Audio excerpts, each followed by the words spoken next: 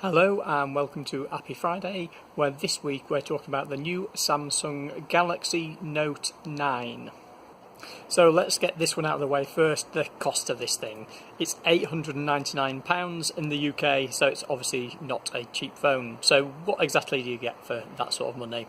The biggest thing, literally and sort of theoretically, is not just the spec, but the screen. It's got a 6.4 inch infinity screen, which is the biggest screen that Samsung have ever made on a phone.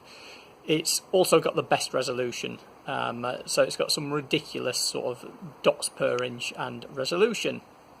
So it comes in a few different colours with some interesting colour combinations, sort of an ocean blue with a yellow pen, because the Note, as always has, comes with a special stylus or a pen to use on the phone itself, on the screen. So one thing that people are most interested in these days, because people tend to use their phones as cameras, is how good is the camera. So again, this is sort of pushing limits this time. So it has the typical for top-end phones these days, the dual lens. So it has two different lenses that helps with low light, resolution, all that good stuff.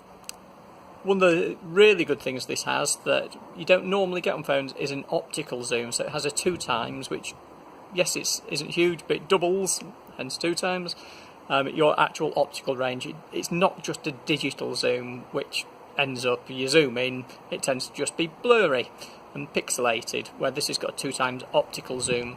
So the camera is supposed to be really, really good. So another area where large screen phones tend to do quite well is battery life, and this is no exception. So it has a huge battery because it's got a huge sort of phone case, so they don't have to cram everything in. So this battery is 4,000 milliamps. What does that actually mean to real people? It means that the battery's going to last a long time. It also includes wireless charging.